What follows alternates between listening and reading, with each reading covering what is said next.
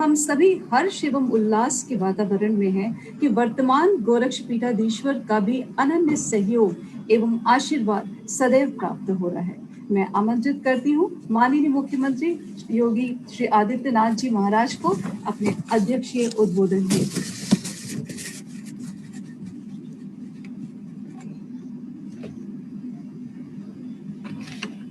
सर्वे भाई जी श्री हनुमान प्रसाद पोद्दार जी की 128वीं जयंती कार्यक्रम में आज उपस्थित केंद्रीय पर्यटन एवं संस्कृति मंत्री माननीय प्रहलाद सिंह पटेल जी, महात्मा गांधी अंतर्राष्ट्रीय हिंदी विश्वविद्यालय वर्धा महाराष्ट्र के कुलपति प्रोफेसर रजनीश कुमार शुक्ल जी,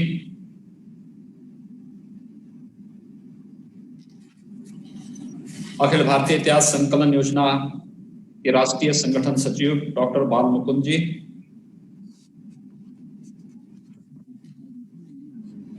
भारतीय इतिहास अनुसंधान परिषद के निदेशक शोध एवं प्रशासन डॉक्टर ओमजी उपाध्याय, हनुमान प्रसाद पोद्दार स्मारक समिति के मंत्री सोमेश कुमार सिंघानिया जी, संयुक्त मंत्री श्री रसेंद्र पोगला जी, श्री हनुमान प्रसाद पोद्दार स्मारक समिति से जुड़े हुए सभी पदाधिकारीगण और उपस्थित सदैव भाई जी के प्रति श्रद्धा भाव रखने वाले सभी उपस्थित महानुभाव, सदैव भाई जी की 128वीं जयंती के कार्यक्रम में एक वर्चुअल संवाद के माध्यम से मैं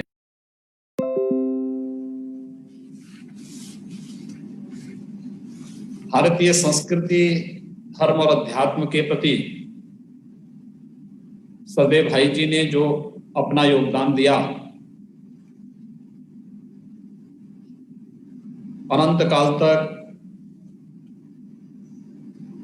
भारत की पीढ़ियां सदैव भाई जी का स्मरण करेंगी और उनके प्रति कृतज्ञता ज्ञापित उस हर एक मोर्चे पर करेगी जब भी धर्म, संस्कृति और अध्यात्म को एक नई दिशा लेनी हो। तो सदैव भाई जी का प्रेरक व्यक्तित्व और कृतित्व वर्तमान और भावी पीढ़ी का मार्गदर्शन करती हुई दिखाई देगी।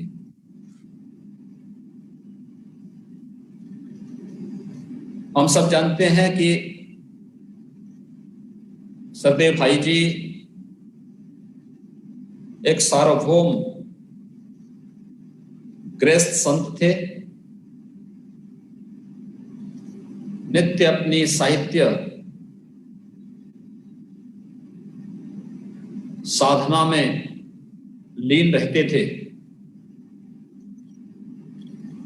और साहित्य सेवा के माध्यम से उन्होंने भारत की साहित्य जगत की जो सेवा की वह अविस्मरणीय है, अनुकरणीय है और समाज को एक नई दिशा देने वाली है।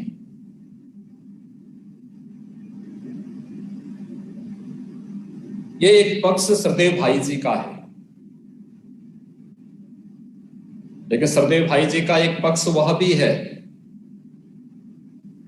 जो देश की आजादी के लिए, चाहे वह पूरब में कोलकाता में रह करके देश के सुप्रसिद्ध क्रांतिकारियों के साथ मिलकर के देश की स्वाधीनता के लिए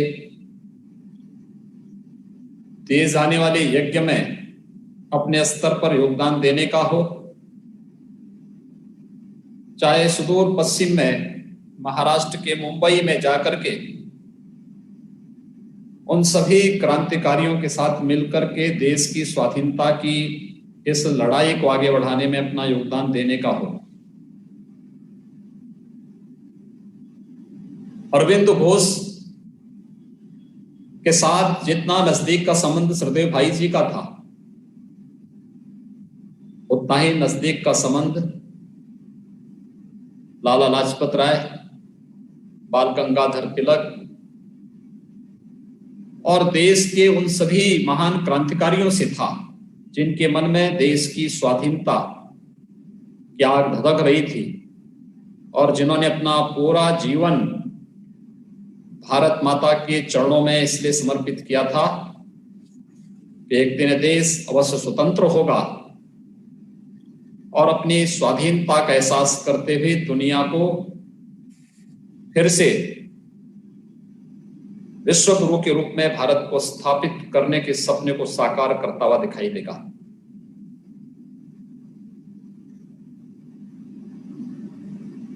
एक क्रांतिकारी भाव राष्ट्रमाता के प्रति, जो ये भाव सरदेव भाई जी के मन में था, यही उन्हें भारतीय संस्कृति, अध्यात्म और इस साहित्य के प्रति जागरूक करने के लिए, इस मार्ग का अनुसरण करने के लिए प्रेरित भी करता है। हम सब जानते हैं भारत का कोई भी ऐसा सद्ग्रस्त सनातन हिंदू धर्मावलंबी नहीं होगा जिसने कल्याण का अंक न देखा हो। और कल्याण के आदि संपादक के रूप में सरदेव भाई जी जाने जाते हैं। कल्याण का पहला अंक मुंबई से प्रकाशित होता है और उसके बाद यह प्रकाशन गोरखपुर में गीता प्रेस के माध्यम से प्रारंभ हुआ। 1927 से लेकर के जीवन पर्यंत उन्होंने कल्याण के माध्यम से वेदों से लेकर के शास्त्रों तक, भारत की ऋषि वाणी से लेकर के और भारत की सनातन परंपरा को घर घर तक, जन जन तक पहुंचाने का कार्य किया। साहित्य साधना की इतनी बड़ी सेवा पिछली सदी में देखना अत्यंत दुर्लभ है। बहुत बड़ा कार्य हुआ और उस साहित्य साधना में वे इस रूप में लीन थे कि सब कुछ उन्होंने उस पूरी परंपरा के लिए समर्पित कर दिया। याद रखना, हमें इस बात को हमेशा ध्यान रखना चाहिए कि हम हर क्षेत्र में रह करके देश की, समाज की बहुत बड़ी सेवा कर सकते हैं। और ये जो सेवा है, अगर हम अपने कर्तव्यों के माध्यम से कर सकें, जिस भी फील्ड में हम हैं, तो स्वाभाविक रूप से ये देश समृद्धि की ओर अग्रसर होगा। हर ओर खुशहाली आती हुई दिखाई देगी। और मुझे लगता है ये महत्वपूर्ण प्रश्न आज के दिन हम सब के सामने अवश्य आता है जब हम सरदेव भाई जी की 128वीं पावन जयंती के कार्यक्रम में शामिल हुए हैं। हम सब मानते हैं कि मनुष्य इस सृष्टि का सबसे जागरूक प्राणी है। एक मानव और दानव में अंतर क्या है? मनुष्य होने के नाते एक मानव अध्यात्म भाव से ओतप्रोत होता है। वो अपने कर्तव्यों के प्रति, सदाचार और नैतिक मूल्यों के प्रति जब तक आग्रही है और उनको अंगीकार करता है तो मनुष्य से देवत्व की स्थिति को प्राप्त करता है। लेकिन जब वो अपने सनातन मूल्यों से, अपने कर्तव्यों से, सदाचार और नैतिक मूल्यों से विरत होता है, यानी अध्यात्म के मूल्यों से जब वो विरत होता है, तो एक मानव को दानव बनने में कोई देर नहीं लगती है। और मुझे लगता है कि मानव को देवत्व की स्थिति में पहुंचाने के लिए या मानव को दानव की स्थिति में पहुंचाने के लिए यह अंतर पर्याप्त है। सरदेव भाई जी ने प्रत्येक सनातन धर्मावलंबी को देवत्व का मार्ग दिखाया था, रचनात्मकता का मार्ग दिखाया था, चाहे वह स्वदेशी के माध्यम से रहा हो, चाहे वह क्रांतिकारियों के साथ मिलकर के उन्हें रचनात्मक सहयोग करने का कार्य रहा हो, और चाहे साहित्य साधना के माध्यम से दिए जाने वाले योगदान का रहा हो। कलम की ताकत बहुत बड़ी ताकत होती है, और कलम की इस ताकत का एहसास कौन सा ऐसा युग था जिसने न किया हो। हम गणेश शंकर विद्यार्थी का नाम सुनते हैं, उनकी कलम की ताकत को, उससे निकलती हुई क्रांति को कौन भारतीय महसूस नहीं करता है। हम उससे पहले जाएं। हमने संत तुलसीदास जी को महत्व उनकी साहित्य साधना के लिए ही दिया, और उस कालखंड में उन्होंने भी भगवान राम की साधना में उतर करके इस गहराई में डूबे। अगर अकबर के दरबार से उनको आमंत्रण आता है और उनसे कहा जाता है कि वे आकर के बादशाह अकबर से मिले, तो संत तुलसीदास जी ने बड़ी सहजता के साथ कह दिया कि कौन सा बादशाह और कौन सा राजा, हमारा तो एक ही राजा है, वह है मर्यादा पुरुषोत्तम श्री राम।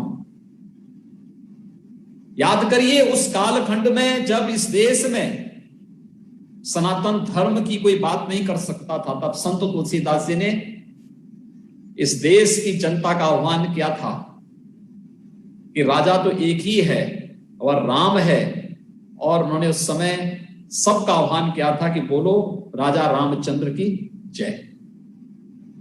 यह है साहित्य की ताकत, यह है कलम की ताकत। विपरीत परिस्थितियों में धारा के प्रवाह को मोड़ने की ताकत कलम रखती है, साहित्य की साधना रखती है, और उस साहित्य साधना की ही एक अनन्य साधक थे सरदेव भाई जी श्री हनुमान प्रसाद पोद्दार जी। देश 1927 के बाद से जब उन्होंने कल्याण के प्रकाशन के साथ जुड़ करके उसके आदि संपादक बने, तो धर्म को वास्तविक स्वरूप प्रत्येक सनातन धर्मावलंबी के सामने रखना उन्होंने अपना कर्तव्य समझा, और उन मूल्यों के लिए उन्होंने कार्य करना प्रारंभ किया। उस मार्ग का अनुसरण करते हुए उन्होंने इस कार्यक्रम को आगे बढ़ाया। धर्म का मतलब केवल उपासना विधि नहीं है, धर्म का मतलब कर्तव्य है। धर्म का मतलब हम अपने उस कर्तव्य से विरत नहीं हो सकते जो व्यक्ति के प्रति, व्यक्ति का समाज के प्रति, व्यक्ति का पूरे राष्ट्र के प्रति होना चाहिए। उससे हम कोई भी अपने आप को अलग नहीं कर सकते, और उन कर्तव्यों के प्रति उन्होंने हमेशा अपने को जोड़े रखा, और उसके अनुसरण करते हुए जब उन्होंने कार्य प्रारंभ किया, एक तरफ घर घर में वेद को पहुंचाने का, शास्त्रों को पहुंचाने का, गीता और रामायण को पहुंचाने का एक पवित्र कार्य उन्होंने साहित्य साधना के माध्यम से, कल्याण के माध्यम से और गीता प्रेस के माध्यम से सरदेव गोयनका जी के साथ मिलकर के इस कार्यक्रम को आगे बढ़ाना प्रारंभ किया। तो दूसरी तरफ क्रांति की लौ को भी अपनी लेखनी के माध्यम से वे निरंतर प्रज्वलित करते रहे, और यही कारण था इससे पहले कोलकाता में भी उन्हें नजरबंद किया गया, और बाद में कल्याण के कई अंक जब्त किए गए, क्योंकि विदेशी हुकूमत को लगता था कि कल्याण के अंक देश की स्वाधीनता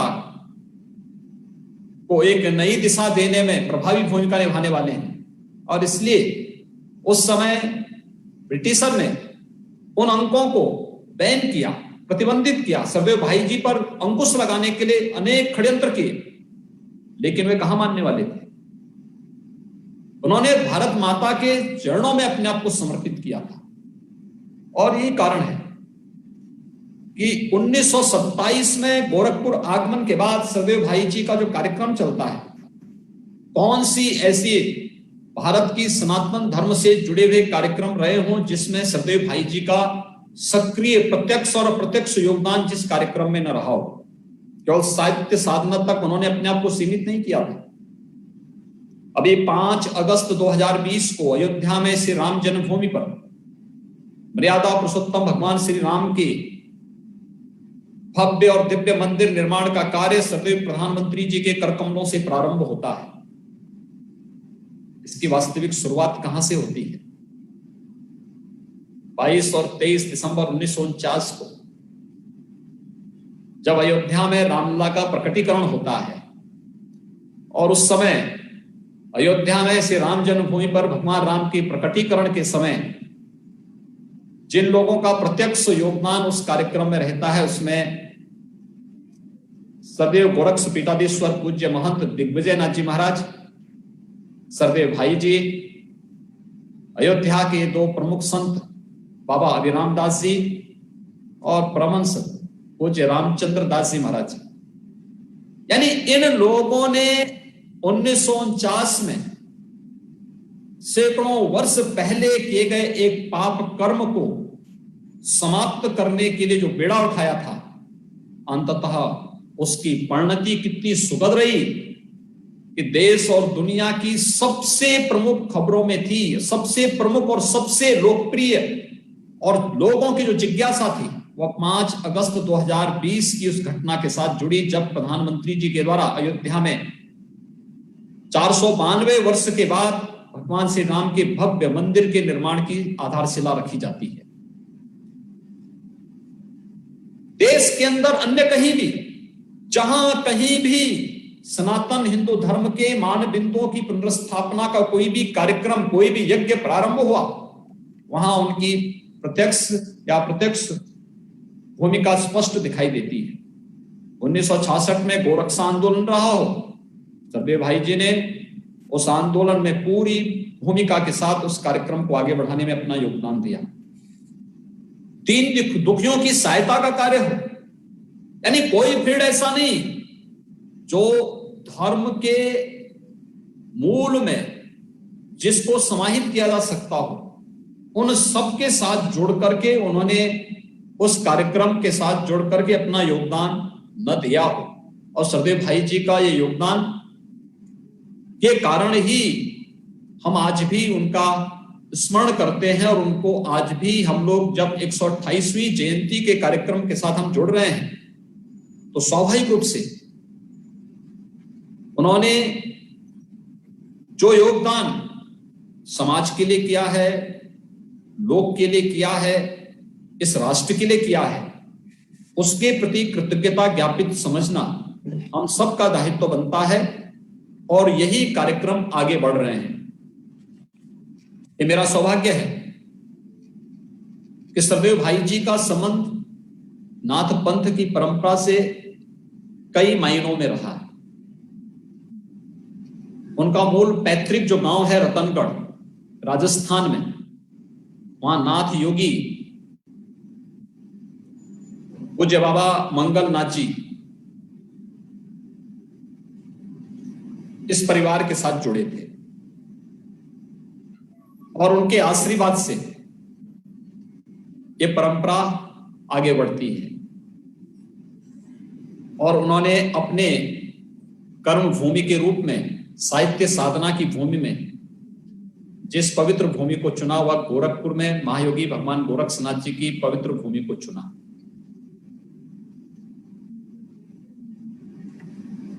यानी साहित्य साधना की भूमि के रूप में गोरखपुर, पैतृक भूमि के रूप में रतनगढ़ राजस्थान। और इस कार्यक्रम को आगे बढ़ाने के साथ साथ फिर उन्होंने इस कार्यक्रम के साथ वे अनवरत जुड़े रहे, जीवन पर्यंत जुड़े रहे, हर एक उस अभियान के साथ जिसके माध्यम से साहित्य की, जिसके माध्यम से लोक की, जिसके माध्यम से धर्म और अध्यात्म की सेवा की जा सके, उसके साथ जुड़ करके वे निरंतर कार्य करते रहे और आज इसी का परिणाम है कि कल्याण के वे अंक जो उन्होंने 45 से अधिक वर्षों तक न केवल बहुत सहज सरल भाषा में घर घर तक पहुंचाने का काम किया, अनेक अनुभव पूज्य संतों के, धर्माचार्यों के, साधु संतों के उनके साथ जोड़ करके उन्हें घर घर तक पहुंचाने का काम किया। कल्याण अपने समय की लोकप्रिय पत्रिका थी। लोगों के उस कालखंड में जब मीडिया इतना प्रभावी नहीं था, अखबार भी बहुत कम निकलते थे। आज तो डिजिटल मीडिया आ चुका है। आज हम सोशल मीडिया में बहुत आगे बढ़ चुके हैं। आज विजुअल मीडिया भी बहुत प्रभावी हो चुका है। प्रिंट मीडिया का व्यापक प्रसार हो चुका है। लेकिन ये उस कालखंड में घर घर तक कल्याण को पहुंचा देना बहुत दुर्लभ कार्य था। और देखा होगा आप, उत्तर, दक्षिण, पूर्व, पश्चिम कहीं चले जाइए, यहां तक कि विदेशों में भी चले जाइए, किसी भी देश में जाइए, अगर भारत के सनातन हिंदू धर्म के प्रति उनके मन में थोड़ा भी लगाव है तो कल्याण का अंक उनके घरों में, वर्षों पूर्व का अंक उनके घरों में आज भी देखने को मिलेगा। और गीता प्रेस के माध्यम से जहां कार्यक्रम आगे बढ़ता रहा, वहीं बाद में गीता वाटिका के माध्यम से अपनी साहित्य साधना के साथ साथ अपनी आध्यात्मिक साधना में लीन होकर के उन्होंने अपनी आध्यात्मिक साधना का एक केंद्र बिंदु बना करके वहीं से अपनी आगे की साधना के कार्यक्रम को आगे बढ़ाया। और आज मुझे प्रसन्नता है कि गीता वाटिका के माध्यम से सरदेव भाई जी की स्मृति में श्रीमान प्रसाद पोद्दार स्मारक समिति अनेक रचनात्मक कार्यक्रमों के साथ जुड़ी हुई है। सरदेव भाई जी 1971 में उनका महापरिनिर्वाण हुआ और 1971 के बाद से 1974 में स्मारक समिति का गठन होता है। श्री हनुमान प्रसाद पोद्दार कैंसर हॉस्पिटल का निर्माण होता है। अनेक रचनात्मक कार्यक्रमों को आगे बढ़ाने का कार्यक्रम चलता है। उनके स्मृति में अनेक प्रकार की रचनात्मक कार्यक्रम आज भी न केवल स्मारक समिति बल्कि अलग अलग संस्थाओं के द्वारा भी अलग अलग मंचों के माध्यम से, अलग अलग कार्यक्रमों के माध्यम से संचालित हो रहे हैं। ये एक बहुत बड़ा कार्यक्रम आज भी वहां पे संचालित हो रहे हैं और मुझे इस बात पर बहुत प्रसन्नता की अनुभूति है कि श्री हनुमान प्रसाद पोद्दार स्मारक समिति निरंतर सरदेव भाई जी के इस कार्यक्रम को आगे बढ़ाने का कार्य कर रही है, जो न केवल साहित्य की साधना की दृष्टि से अपितु लोक कल्याण के लिए और राष्ट्र कल्याण के लिए अनुकूल है, उपयुक्त है, उन सभी को वह निरंतर आगे बढ़ाने का कार्य कर रही है। जो एक अद्भुत संजोग है, आज जब सरदेव भाई जी की 128वीं जयंती के कार्यक्रम के साथ हम जुड़े हैं, आज हिंदी दिवस भी है और एक तरफ साहित्य और साधना में लीन एक गृहस्थ संत, सार्वभौम संत के रूप में सरदेव भाई जी और हमारे साथ जुड़े हैं भारत सरकार के पर्यटन और संस्कृति मंत्री से प्रहलाद सिंह पटेल जी। भारतीय संस्कृति, भारत के धर्म और अध्यात्म के प्रति उनके मन में जन्मजात संस्कार है। आज देश के अंदर अनेक कार्यक्रमों को वे आगे बढ़ा रहे हैं। सरदेव प्रधानमंत्री जी के उन कार्यक्रमों को, चाहे वह रामायण सर्किट का हो, कृष्णा सर्किट का हो, बौद्ध सर्किट का हो, या फिर स्वदेश दर्शन के माध्यम से देश के अंदर धर्म और संस्कृति के इन मान बिंदुओं की पुनर्स्थापना के बड़े अभियान को उन्होंने जहां आगे बढ़ाने का एक कार्यक्रम अपने हाथों में लिया है और पूरी तत्परता के साथ इन कार्यक्रमों को आगे बढ़ाने का कार्य उनके नेतृत्व में हो रहा है, वहीं संस्कृति विभाग, केंद्रीय संस्कृति मंत्रालय के माध्यम से भी भारत की प्राचीन सांस्कृतिक मूल्यों की पुनर्स्थापना के लिए भी अभिनव कार्यक्रम उनके माध्यम से पूरे देश के अंदर और भारत के बाहर भी, बृहत्तर भारत में भी जो अनेक ऐसे स्थल हैं, वहां पर भी निरंतर कार्यक्रम जुड़ रहे हैं। और सरदेव भाई जी की 128वीं जयंती में माननीय प्रहलाद जी का जुड़ना एक अद्भुत संजोग है। और हिंदी दिवस के अवसर पर महात्मा गांधी अंतर्राष्ट्रीय हिंदी विश्वविद्यालय के कुलपति का जुड़ना, ये तो और भी महत्वपूर्ण क्षण हम सबके लिए प्रस्तुत कर देता है, क्योंकि सरदेव भाई जी ने हिंदी के माध्यम से, राजभाषा हिंदी के माध्यम से इस राष्ट्र की सेवा की, कल्याण के एक एक अंक को घर घर पहुंचा दिया, धर्म के मर्म को एक एक सनातन हिंदू धर्मावलंबी तक पहुंचाने का कार्य किया। और वह एक जो बृहद अभियान चल रहा, वह बृहद अभियान आज भी गीता प्रेस और कल्याण निरंतर आगे बढ़ा करके, या हनुमान प्रसाद पोद्दार स्मारक समिति निरंतर इन कार्यक्रमों को आगे बढ़ाने का कार्य कर रही है। ये हम सब के लिए अत्यंत प्रसन्नता का विषय है। मैं आज के इस अवसर पर हनुमान प्रसाद पोद्दार स्मारक समिति को इस बात के लिए धन्यवाद दूंगा। मैं खास नानिया जी को और श्री सिंधु फोगला जी को, जो आज भी भाई जी के चरणों में अपने आप को समर्पित करते थे, पूरी श्रद्धा भाव के साथ इस महापुरुष के प्रति अपनी कृतज्ञता ज्ञापित करने के लिए प्रतिवर्ष इस कार्यक्रम का आयोजन करते हैं। और ये मेरा सौभाग्य है कि जब तक मेरे पूज्य गुरुदेव इस लौकिक जगत में थे, वे स्वयं गीता वाटिका में जाकर के सरदेव भाई जी के प्रति अपनी श्रद्धांजलि व्यक्त करते थे, उस कार्यक्रम की अध्यक्षता करते थे। 1971 से लेकर यानी 1969 तक मेरे पूज्य गुरुदेव थे, मेरे पूज्य दादा गुरु थे महंत दिग्विजयनाथ जी महाराज, सरदेव भाई जी और सदैव महंत दिग्विजयनाथ जी महाराज एक साथ साहित्य साधना के साथ साथ हिंदुत्व और राष्ट्र धर्म के पथ का अनुसरण करके एक साथ कार्य करते थे। हर लोक कल्याण के कार्यक्रम में दोनों एक साथ मिलकर के आगे बढ़ते थे। 1969 से लेकर के प्रारंभिक 2 वर्षों तक मेरे पूज्य गुरुदेव और सरदेव भाई जी एक साथ मिलकर के इस अभियान को मिलकर के आगे बढ़ाए। लेकिन 1971 से लेकर के 2014 तक मैं देखता था, वे कहीं भी रहते थे देश में, जहां कहीं भी रहते थे, एक दिन पहले अचानक पहुंचे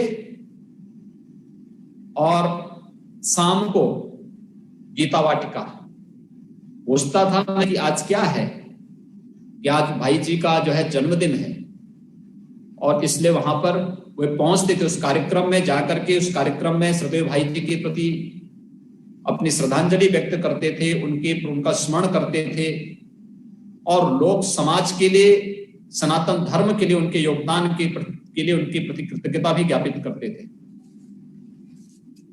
2014 में उनके ब्रह्मलीन होने के बाद प्रतिवर्ष मुझे इस कार्यक्रम में भौतिक रूप से उपस्थित होने का सौभाग्य प्राप्त होता था। इस बार भी स्मारक समिति से जुड़े हुए पदाधिकारी मेरे सामने आए थे और मैंने उन सब से इस बारे में कहा, कोविड-19 के बारे में उन लोगों की भी चिंता थी। तो स्वाभाविक रूप से कोरोना वायरस समाप्त नहीं हुआ है और हम सबका दायित्व बनता है। इस संकट का समय है, ये केवल एक व्यक्ति के लिए नहीं, एक क्षेत्र विशेष के लिए नहीं, पूरे देश और पूरी दुनिया के सामने इस सदी का सबसे बड़ा संकट है कोरोना वायरस का संक्रमण। इस संक्रमण को रोकने का दायित्व भी केवल सरकार का नहीं है, ये दायित्व हर एक जागरूक नागरिक का है, हर एक राष्ट्रभक्त का है,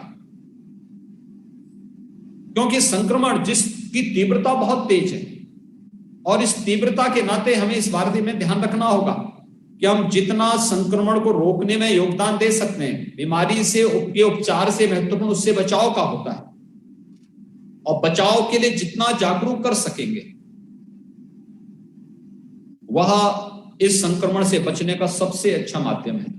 और स्मारक समिति ने इस बार वर्चुअल ये कार्यक्रम रखा। सभी बड़े कार्यक्रम हम जानते हैं, वहां तो हनुमान गीता वाटिका में तो सदैव हनुमान प्रसाद पोद्दार जी की स्मृति में जो स्मारक समिति है, स्मारक समिति तो लगभग हर माह ही कोई ना कोई आध्यात्मिक और धार्मिक कार्यक्रम आयोजित करती है। बड़े बड़े आयोजन होते हैं, भीड़ होती है, लेकिन पिछले 6 महीनों के दौरान इन सभी कार्यक्रमों से अलग हट करके वर्चुअल संवाद के माध्यम से हम लोग तकनीक का उपयोग करते हुए अपने महापुरुषों को के प्रति कृतज्ञता ज्ञापित करेंगे। और इस बार श्री हनुमान प्रसाद पोद्दार स्मारक समिति ने भी वर्चुअल संवाद के माध्यम से इस कार्यक्रम को आगे बढ़ाने का कार्य किया है। और आज हम वर्चुअल इस कार्यक्रम के साथ जुड़े हैं। सरदेव भाई जी के प्रति कृतज्ञता, साहित्य साधना के लिए, साहित्य सेवा के लिए कृतज्ञता ज्ञापित कर रहे हैं, उनके प्रति विनम्र श्रद्धांजलि अर्पित कर रहे हैं। कोविड-19 के प्रति बचाव का भी हम पालन कर रहे हैं।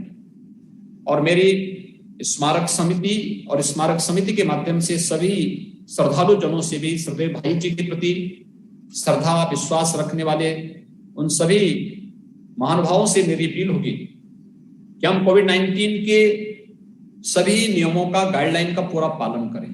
खासतौर पर जिसके बारे में प्रधानमंत्री जी बार बार कह रहे हैं, एक 5 कैटेगरी के लोग बाहर निकलने में परहेज करें, और खासतौर पर बाहर निकलने में उन लोगों को बहुत आवश्यक न हो तो न निकलें। 5 कैटेगरी में एक अत्यंत बुजुर्ग लोग, 60-65 साल से ऊपर के जो लोग हैं, उनको परहेज करना चाहिए बाहर निकलने में। विभिन्न बीमारियों से ग्रसित पहले से हैं, उन लोगों को भी परहेज करना चाहिए बाहर निकलने में। गर्भवती महिलाएं, कमजोर इम्यूनिटी से जुड़े हुए जो लोग हैं, बच्चे हैं, 10 साल से छोटी उम्र के बच्चे हैं, बाहर निकलने, सार्वजनिक स्थलों पर भीड़ भाड़ वाले स्थानों में जाने से बचें। अगर बाहर कोई निकल भी रहा है, वो किसी भी उम्र का है, मास्क जरूर पहने। हम इस मामले में अनावश्यक रूप से किसी से उलझे ना, मास्क लगा करके रखेंगे, हमारे लिए भी सुरक्षा होगी। अगर वायरस का संक्रमण का खतरा न भी हो तो कम से कम प्रदूषण से तो हमें बचाएगा, तो प्रदूषण से भी ये बचाने में सहायक होगा मास्क, और साथ साथ हमें कोविड-19 से भी ये बचाएगा। 2 गज की दूरी का पालन करने की तैयारी है। कोई आवश्यक नहीं हम सट करके खड़े हो या सट करके बैठे। 2 गज की दूरी का पालन हम अनिवार्य रूप से करवाएं, भीड़ भाड़ ना होने दें। कहीं भी हो, हमारा परिवार हो, हमारा व्यक्ति, कोई धार्मिक अनुष्ठान हो, कोई सामाजिक कार्यक्रम हो, मार्केट हो, कहीं पर भी हम लोगों को इसके बारे में जागरूक करना होगा। ये प्रत्येक नागरिक का दायित्व बनता है, क्योंकि लड़ाई किसी व्यक्ति की, किसी एक सरकार की नहीं है, पूरे देश की लड़ाई है, दुनिया की लड़ाई है। एक ऐसे अदृश्य शत्रु के खिलाफ जो दिखाई नहीं दे रहा है, लेकिन हम उसके खिलाफ लड़ रहे हैं। और उस लड़ाई में जब तक पूरा समाज एकजुट होकर के कार्य नहीं करेगा, क्योंकि कोरोना तो हिरण्यकश्यप के रूप में सामने आया है, रक्त बीज के रूप में सामने आया है। एक को ठीक करते हैं, 10 नए लोग बीमार हो जाते हैं, संक्रमण की दिशा सामने आ जाते हैं। तो स्वाभाविक रूप से इसके लिए तो समाज की संगठित शक्ति को जगत जननी मां दुर्गा के रूप में सामने तो आना पड़ेगा। 4 वर्णों की 2-2 भुजाएं अष्टभुजी दुर्गा के रूप में जब सामने आएगा, तो वह ताकत एक सामूहिक ताकत है। वही ताकत इस कष्ट से इस समाज को, इस देश को और इस दुनिया को बचाने में सहायक हो सकती है। और मुझे इस बात की प्रसन्नता है कि श्री हनुमान प्रसाद पोद्दार स्मारक समिति ने इस कार्यक्रम में इन सभी गाइडलाइन का पालन करते हुए सरदेव भाई जी के प्रति उनकी 128वीं जयंती के कार्यक्रम के अवसर पर अपनी कृतज्ञता ज्ञापित करने और श्रद्धांजलि अर्पित करने का एक कार्यक्रम किया है। मैं एक बार फिर से सरदेव भाई जी को उनके 128वीं जयंती कार्यक्रम के अवसर पर उनकी साहित्य साधना के लिए उनका स्मरण करते हुए उन्हें कोटि कोटि नमन करता हूं, अपनी ओर से विनम्र श्रद्धांजलि अर्पित करता हूं और विश्वास व्यक्त करता हूं वे नित्य लीलालीन हैं। उनकी प्रेरणा और उनका मार्गदर्शन न केवल साहित्य साधना में लीन सभी लोगों के लिए बल्कि पूरे समाज और प्रत्येक सनातन धर्मावलंबी के लिए सदैव मार्गदर्शक बना रहेगा। हनुमान प्रसाद पोद्दार स्मारक समिति के पदाधिकारियों को बहुत बहुत बधाई, शुभकामनाएं, और जो भी अतिथिगण इस कार्यक्रम के साथ जुड़ रहे हैं या जुड़े हैं उन सबको भी मैं हृदय से धन्यवाद देता हूं और विश्वास व्यक्त करता हूं कि हम भाई जी के इस कार्यक्रम को निरंतर आगे बढ़ाने का कार्य करेंगे। आप सबके प्रति मेरी शुभकामनाएं। धन्यवाद। जय हिंद। धन्यवाद माननीय मुख्यमंत्री जी। हम सभी श्रद्धालु जन बहुत ही लाभान्वित हुए आपके सारगर्भित, ओजपूर्ण एवं प्रेरक उद्बोधन से, और एक बहुत ही व्यस्ततम समय में से आपने समय निकाला, इसके लिए हम सभी आभारी हैं। शत शत नमन आपका। हम धन्यवाद करना चाहेंगे अपने श्री प्रहलाद सिंह जी पटेल, केंद्रीय संस्कृति एवं पर्यटन राज्य मंत्री जी का भी, जिन्होंने अपने बहुमूल्य समय दे करके और बहुत ही ओजपूर्ण व्याख्यान दे करके हम सभी को लाभान्वित किया। बहुत बहुत धन्यवाद।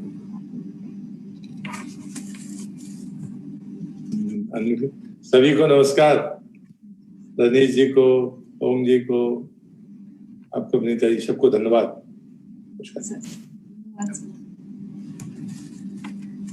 अब मैं आमंत्रित करती हूँ मुख्य वक्ता, हमारे इस आज के कार्यक्रम के मुख्य वक्ता प्रोफेसर रजनीश कुमार शुक्ला जी को, कुलपति महात्मा गांधी अंतर्राष्ट्रीय हिंदी विश्वविद्यालय वर्धा महाराष्ट्र। श्री रजनीश शुक्ला जी भारतीय दर्शन एवं धर्म के प्रकांड विद्वान हैं। आपने भारतीय दर्शन एवं धर्म विषय पर 7 पुस्तकें लिखी हैं तथा 100 से ज्यादा शोध पत्र एवं आलेख राष्ट्रीय अंतर्राष्ट्रीय पत्रिकाओं में प्रकाशित है। धन्यवाद सर, आप हमसे जुड़े हैं। हम चाहेंगे आपका उद्बोधन सुनना। सभी लोग प्रतीक्षा रखें।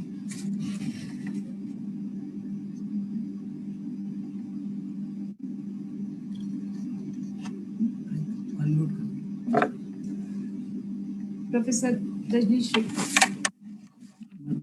माइक अनम्यूट नहीं किया आपका। जी आपको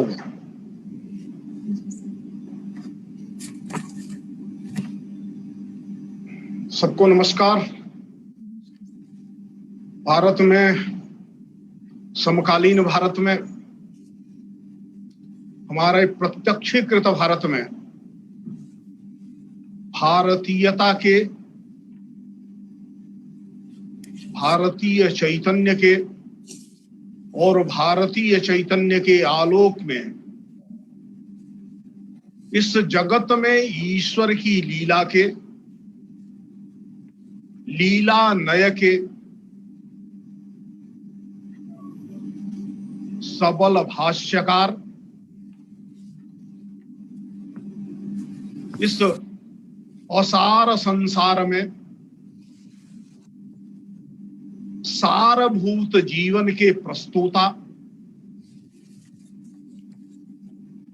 संपूर्ण विश्व में भारतीय धर्म, संस्कृति और जीवन प्रणाली के लिए भारत के धर्मशास्त्रों का और नीति ग्रंथों का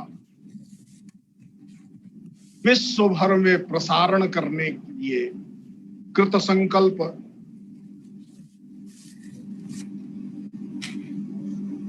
राधा बाबा के शब्दों में कहूं तो वृंदावन रूपी देह में चैतन्य रूप नर्तन कर रहे कृष्ण के रूप में जिसने अपनी जीवन यात्रा व्यतीत की, ऐसे महनीय और आने वाली शताब्दियों तक धर्म प्राण प्रत्येक व्यक्ति के लिए प्रेरणा स्रोत, परम श्रद्धेय पूज्य भाई जी हनुमान प्रसाद पोद्दार जी के 118वें जन्मदिन पर मैं उनके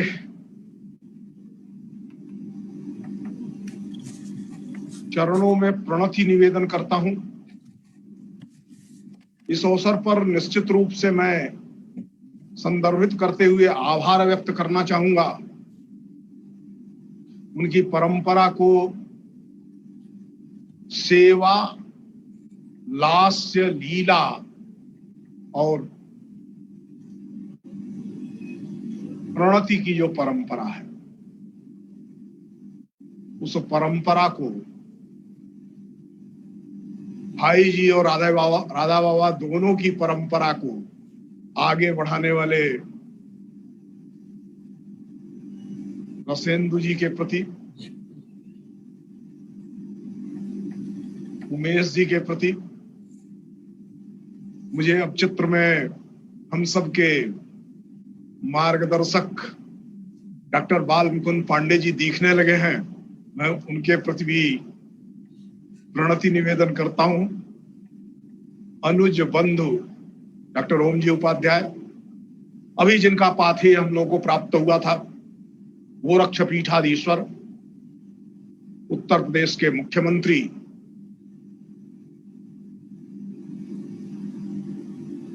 समकालीन संदर्भों में कहा जाए तो शास्त्र और शास्त्र दोनों के आधार पर किस प्रकार से समाज की निर्मित हो सकती है, इसका उदाहरण प्रस्तुत करने वाले एक काशायन गैरिक वस्त्रधारी सन्यासी मात्र नहीं, अपितु राजर्षि के रूप में प्रतिष्ठित योगी आदित्यनाथ जी महाराज, संस्कृति पुरुष, मां नर्मदा, मां रेवा के सनातन यात्री, भारत के संस्कृति मंत्री, पर्यटन मंत्री भी हैं, लेकिन पर्यटन उनको सिर्फ रेवा के तट पर करना अच्छा लगता है। प्रहलाद सिंह पटेल जी,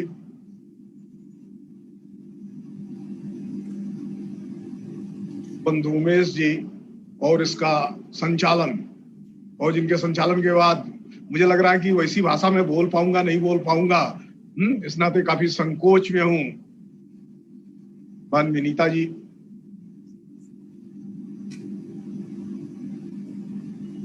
ये वास्तव में केवल और केवल श्रद्धांजलि का अवसर है। केवल और केवल भाई जी को स्मरण करके उनके ऋणों से उऋण होने का एक असफल उपक्रम मात्र है।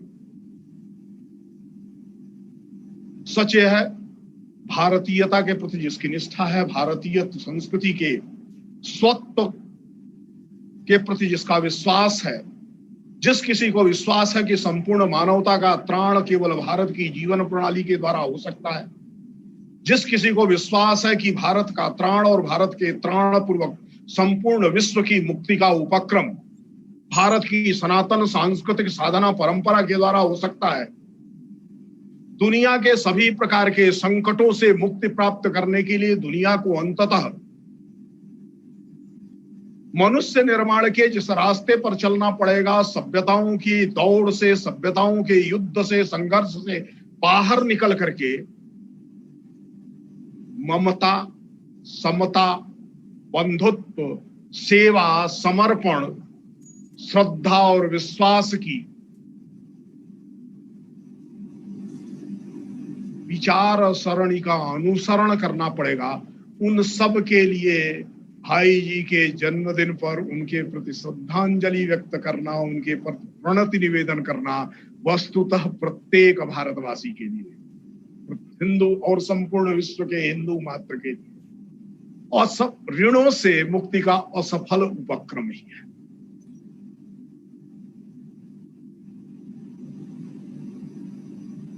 ये अवसर इसलिए भी महत्वपूर्ण है कि भाई जी केवल धर्म ग्रंथों का संपादन ठीक होना चाहिए, शुद्ध होना चाहिए, लोगों को कम से कम लागत में उपलब्ध होना चाहिए, सहजता से उपलब्ध होना चाहिए, सब तक पहुंचना चाहिए, ये सारे उपक्रम तो उन्होंने किए और इसके तो लिए अब किसी किस्म के चर्चा की आवश्यकता नहीं है। शायद भारत के सभी धर्म ग्रंथ अपरिचय की ब्लैक होल में समा गए होते, कृष्ण विवर में डूब गए होते, जिस प्रकार की औपनिवेशिक सभ्यता दृष्टि भारत ने स्वीकार की थी, उसमें यदि भाई जी ने 1926 में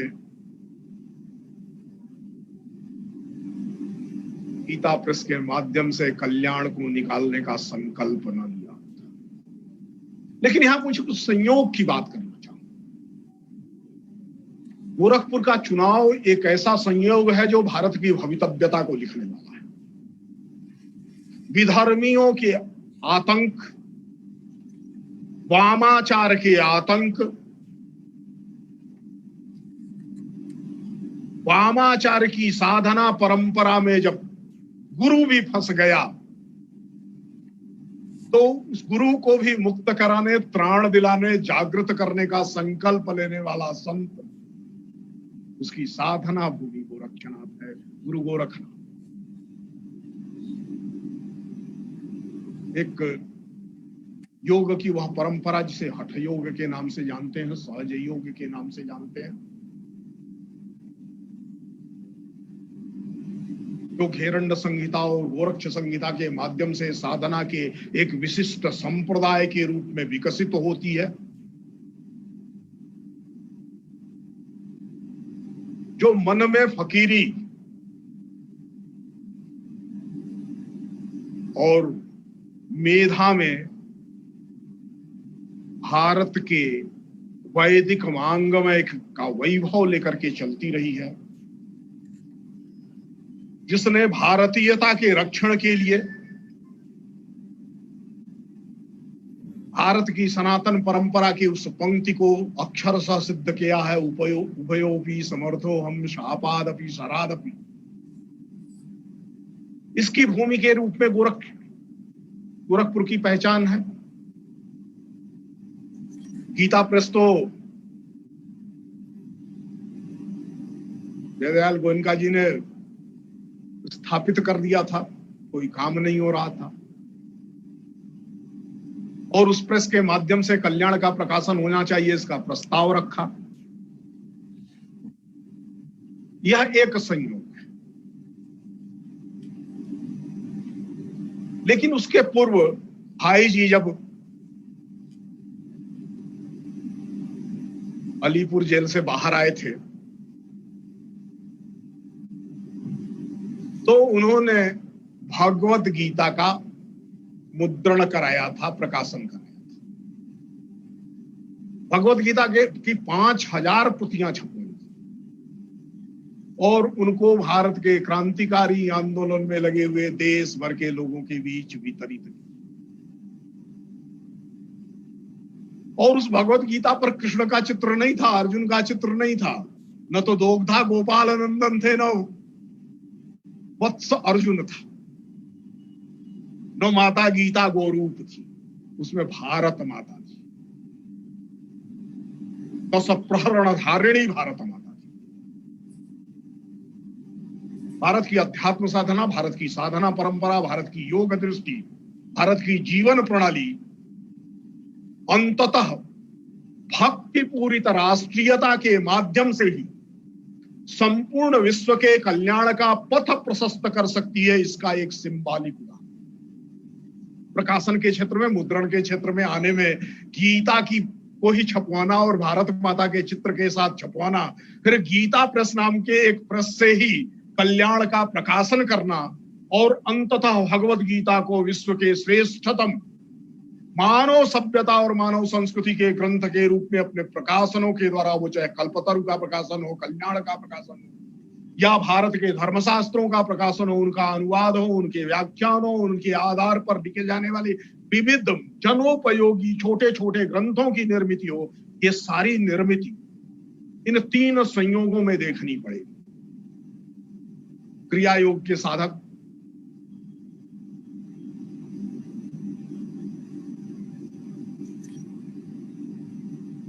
की परंपरा भी गोरखपुर से जुड़ती है। तो एक तरफ हठ योग की परंपरा, सहज योग की परंपरा, दूसरी तरफ धर्म के ग्लानि के अवसर पर आतताई के नाश की भारत की जो युवा दृष्टि की धर्म युद्ध की परंपरा है, उस परंपरा, जिस परंपरा को स्वीकार करते हुए भाई जी ने वे क्रांतिकारी आंदोलन में हिस्सेदारी की थी, बहुत दिनों तक वो छिपा रहा, लोग मानते नहीं थे। अब तो रिकॉर्ड मिल गए हैं कि किस प्रकार से उन्होंने बंदूकें बांटी थी। और तीसरी ओर त्याग की, संयम की, निवृत्ति की, भोग दृष्टि से मनुष्य की मुक्ति की, वो इनका जी की परंपरा। इन तीनों की एकाकारिता जिस रूप में होती है, वह भक्ति पूरित राष्ट्रीयता की, भारत मां की सेवा की, भारत में अध्यात्म साधना के द्वारा वैश्विक कल्याण का रास्ता बनाया जा सकता है। इसके लिए भव्य वैभवशाली समर्थ भारत की निर्मिति आवश्यक है। और भव्य वैभवशाली समर्थ भारत की निर्मिति केवल भारत की सांस्कृतिक परंपरा के द्वारा। गीता प्रेस की स्थापना और उसके द्वारा कल्याण का प्रकाशन ये बाद की घटना है, लेकिन 1914 में भाई जी का मालवीय जी के संपर्क में आना और एक तरफ मालवीय जी ग्रामे ग्रामे सभा कार्या, ग्रामे ग्रामे कथा सुभा, पाठशाला, मल्लशाला, प्रतिपर्व महोत्सव की बात कर रहे थे। और इस उद्देश्य के साथ काशी हिंदू विश्वविद्यालय का सपना देख रहे थे वो। उनके नेतृत्व हिंदू महासभा के संपर्क में भाई जी भी आए और उन उद्देश्यों को उन्होंने भी स्वीकार किया कि कथा सुभा कब होगी, पाठशाला कब होगी, मल्लशाला कब होगी, जब उसके लिए सामग्री होगी पाठ करने की। पढ़ाया क्या जाना है, पढ़ा क्या जाना चाहिए, भारत के प्रति वास्तविक दृष्टि की निर्मिति कैसे हो सकती। गीता प्रेस के माध्यम से जो भारत में जागृति का महान अभियान चला है, उसको सिर्फ धर्म ग्रंथों के प्रचार की सीमा में जब हम बांटते हैं तो वस्तुतः हम भारतीयता के हार्द की अवहेलना करते हैं।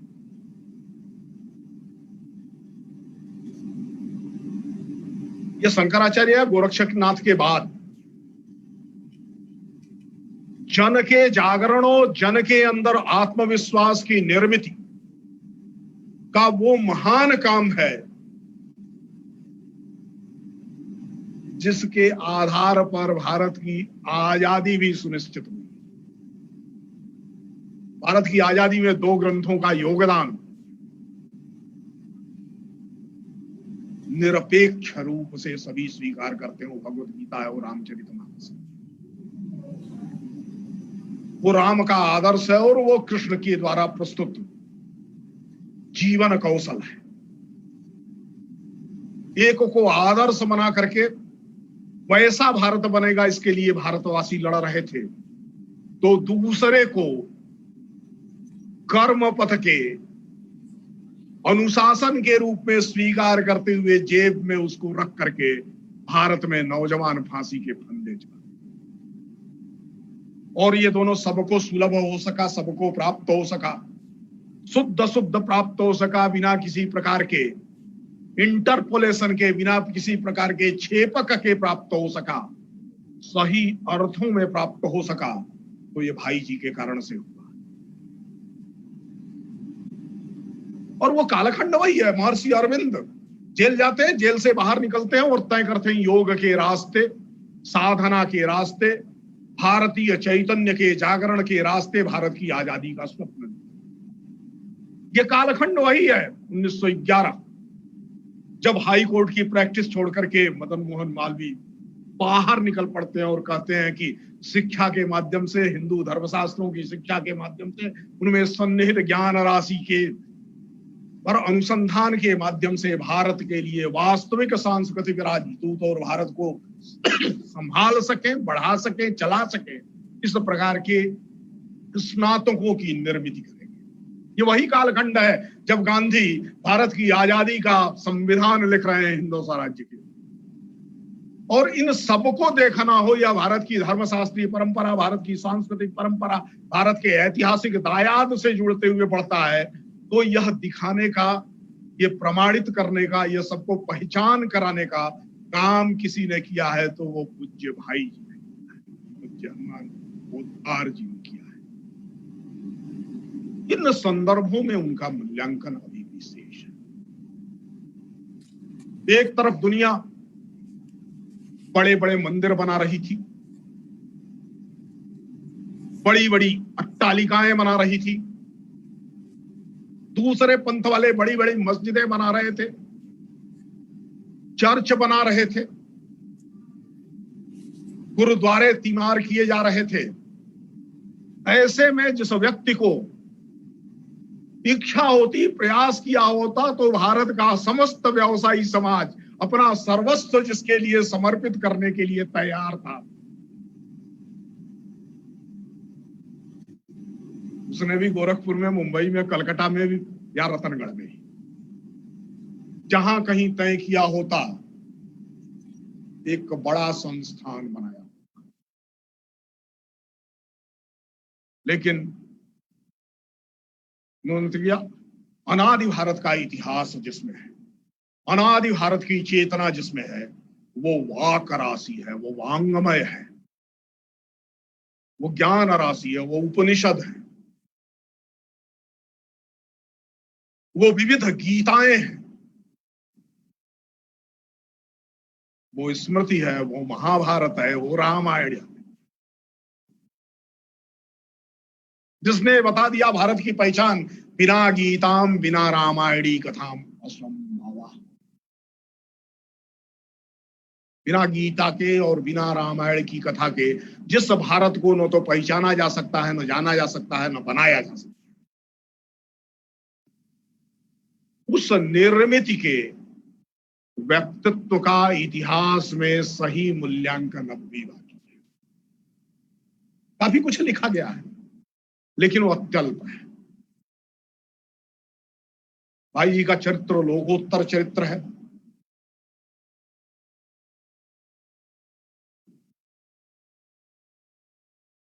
राधा बाबा जैसा संत, रमता योगी, दंडी साधु, 3 रात एक जगह नहीं रहने का संकल्प लिया हुआ साधु, आजीवन और उनके जीवन के बाद भी अपने यह लौकिक शरीर के रहते हुए गीता वाटिका में, उनके इर्द गिर्द और उनकी समाधि के इर्द गिर्द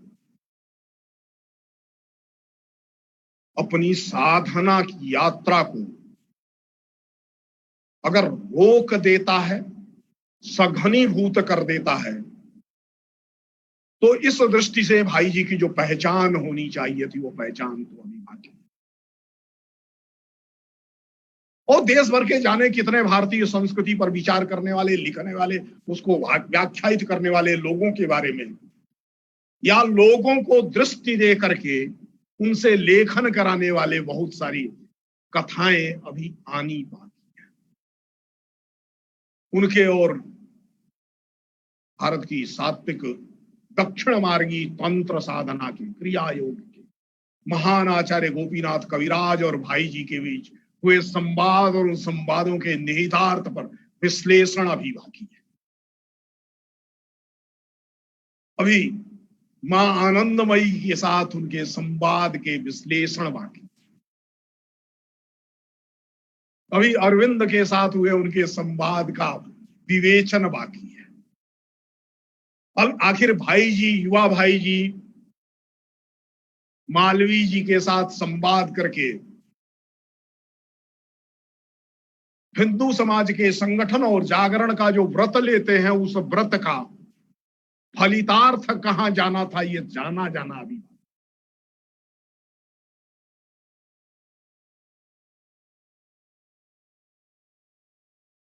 ऐसी ढेरों चीजें हैं जिनके बारे में विचार किया जाना चाहिए।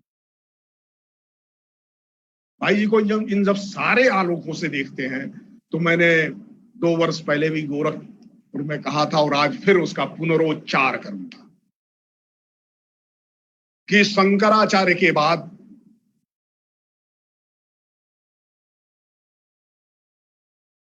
अविद्या के तिमिरांधकार में डूबे हुए समाज को भौतिकता के, आकांक्षाओं के, कामनाओं के संसार में मदमस्त हिंदू को अज्ञान से, अविद्या से, मोह से, मद से, मात्सर्य से, षड्रिपुओं से मुक्त कराने में जो योगदान भाई जी ने किया है, वह भारत के इतिहास में जितने भी नाम हमने लिए थे, श्रेष्ठतम नाम, किसी एक का जीवन अपने आप में संपूर्ण भारत को समझने के लिए पर्याप्त है। लेकिन इन सब की परिणति किसी व्यक्ति में देखनी होगी। क्षेत्र संन्यास लेकर के गोरखपुर में टिक करके गोरखपुर के मच्छरों से भी मुकाबला करते हुए, क्योंकि उनके पास विकल्प तो बहुत थे। प्रेस चलाने के लिए गोरखपुर कोई माकूल जगह तो नहीं थी। जब उन्होंने प्रारंभ किया तो फाउंड्री सब कलकत्ते में थी, टाइप वहां से बन करके आया करता था, मशीनें यूरोप से आया करती थी। लेकिन उसके बाद भी गोरखपुर को चुनने के पीछे कोई तो कारण रहा होगा। वो कारण बस इतना ही है कि जम्बूद्वीप का जो नाभिक बनता है, वो सरयू और सदा नीरा के बीच का जो क्षेत्र है, जो वेदों की जागृत भूमि रही है, जहां वेद मंत्रों का साक्षात्कार किया था ऋषियों ने। और ओम जी है बताएंगे, अब तो प्रमाणित भी हो गया, दुनिया में सबसे पहले धान वही मिला है, अब उससे पुराना तो मिला नहीं है। तो धान्य वहां मिल रहा है, तो धान्य पर और व्रीहि पर जीवन जीने वाले ऋषि भी तो वहीं थे। सरयू, सदानीरा और गंगा के बीच का यह जो क्षेत्र है, यह क्षेत्र और इसका केंद्र गोरखपुर जाने कितने लंबे समय से आचार्यों के, योगियों के, सिद्धों की साधना भूमि रहा है, जो अघोर साधना की दृष्टि से भी महत्वपूर्ण है, सहज साधना की दृष्टि से भी महत्वपूर्ण है, हठ योग की दृष्टि से भी महत्वपूर्ण है, ज्ञान योग की भी दृष्टि से महत्वपूर्ण है, और ज्ञान, कर्म और भक्ति के समुच्चय से समग्रता में जो भारत की साधना परंपरा है, जो भारत की सांस्कृतिक परंपरा है, और संपूर्ण विश्व को त्राण देने वाली जो भारत की जीवन पद्धति, उस पद्धति के साधक भाई जी के लिए भी महत्वपूर्ण रहा। इस दृष्टि से आखिर गोरखपुर का चुनाव ही क्यों किया? अब ये कहा जाए कि मारवाड़ी गोरखपुर में बहुत थे, इस नाते चुनाव किया था, तो कलकत्ते से तो ज्यादा नहीं थे। कलकत्ता में पैतृक आधार भी था। राजा बलदेवदास बिरला और उनकी परंपरा के द्वारा उसको समर्थन भी प्राप्त था।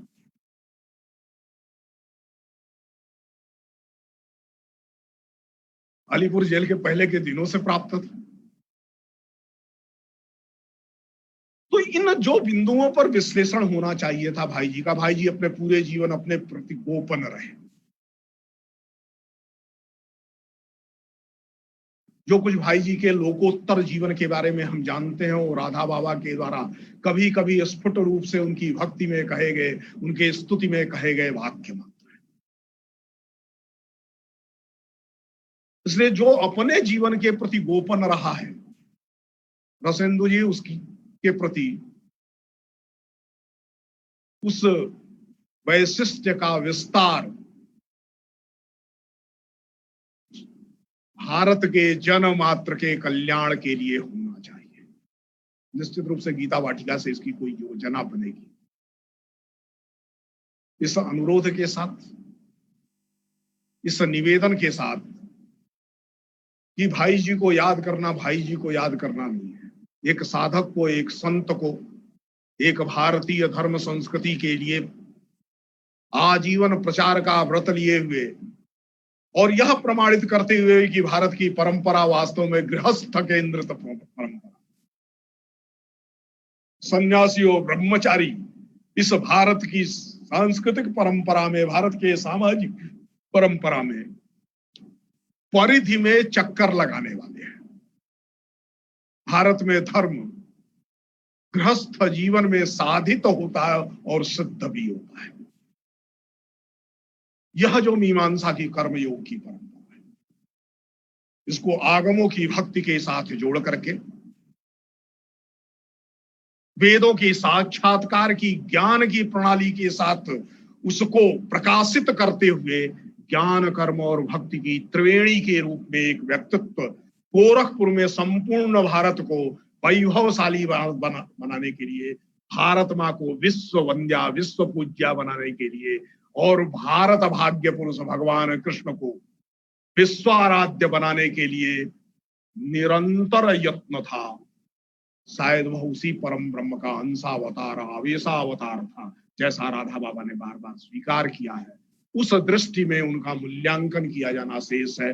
उस स्वरूप को जो अमूल्यांकित है, मैं अपनी प्रणति निवेदित करते हुए, अपना प्रणाम निवेदित करते हुए बात को पूरा कर रहा हूं और आभारी महसूस कर रहा हूं, कृतज्ञ महसूस कर रहा हूं कि इस पुनीत अवसर पर आप सबने मुझे भी कुछ कहने का अवसर दिया है।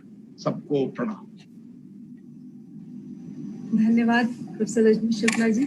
निस्संदेह गीता वाटिका परिवार और हनुमान प्रसाद पोद्दार स्मारक समिति आपके बताए मार्गों पर चलने का पूरा प्रयास करेगा। बहुत बहुत धन्यवाद। कार्यक्रम को आगे बढ़ाते हुए मैं आमंत्रित करती हूँ डॉक्टर ओम जी उपाध्याय को भाई जी श्री हनुमान प्रसाद पोद्दार जी के जीवन पर प्रकाश डालने हेतु अपना उद्बोधन प्रस्तुत करें। आइए हम आपको पहले परिचय करा दें डॉक्टर ओम जी से। डॉक्टर ओम जी विद्यार्थी जीवन से प्रतिभाशाली व्यक्तित्व के धनी रहे और सभी परीक्षाएं आपने प्रथम श्रेणी प्रथम स्थान प्राप्त किया। आपने लगभग 3 दर्जन शोध पत्र राष्ट्रीय में अंतर्राष्ट्रीय शोध पत्र प्रकाशित हुए आपके। आप 6 पुस्तक के रचयिता हैं तथा विभिन्न विश्वविद्यालयों के एकेडमिक निकायों के सदस्य रहे हैं। वर्तमान में आप निदेशक शोध एवं प्रशासन भारतीय इतिहास अनुसंधान परिषद शिक्षा मंत्रालय भारत सरकार में हैं, कार्यरत हैं। अपने उद्बोधन के लिए आप सादर आमंत्रित हैं। प्रज्ञावाणी और संगीत के अधिष्ठात्री माँ सरस्वती को नमन। पूज्य भाई जी की तपस्थली, मानव मात्र के कल्याण पथ के प्रशस्ता भाई जी की तपस्थली गीता वाटिका की पावन भूमि को नमन, जिसके प्रत्येक रज में साक्षात वृंदावन है, जिसके प्रत्येक रज में भाई जी सूक्ष्म रूप में विराजित हैं। आज के कार्यक्रम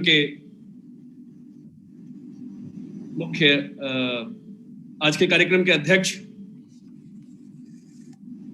पूज्य गोरक्ष पीठाधीश्वर, जिन्होंने धर्माधिष्ठित राजनीति जो हमारी मूल खाती है उसको एक बार उसकी पुनर्स्थापना की है।